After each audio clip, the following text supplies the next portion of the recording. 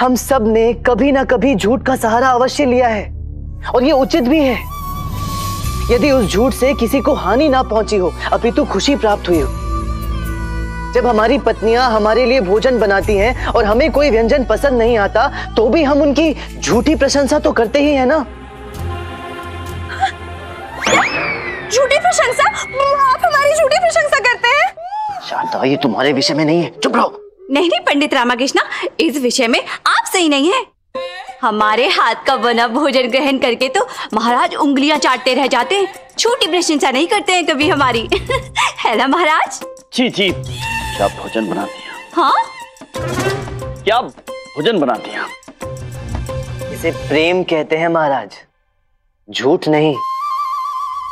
पंडित रामाकृष्णा, आप ये कहना चाहते हैं कि झूठ बोलना उचित होता है?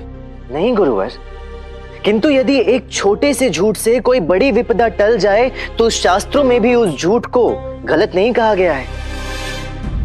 एक छोटी सी कहानी है महाराज।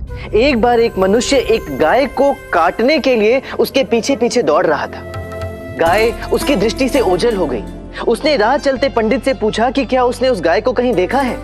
उस पंडित ने थोड़ी देर विचार किया और फिर उसे दूसरी दिशा में भेज दिया। अब आप सब मुझे बताएं, क्या उस पंडित को असत्य बोलने के लिए दंड मिलना चाहिए? हाँ पंडित रामाकृष्णा, यह सत्य कहा आपने। गौ हत्या से बचाने से बड़ा पुण्य का कार्य और कोई हो ही नहीं सकता महाराज।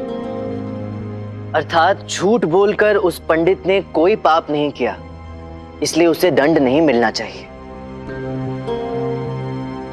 महाराज, समय के अनुसार परिस्थितियां, आवश्यकताएं सब बदल जाती हैं। मनुष्य का धर्म भी बदल जाता है।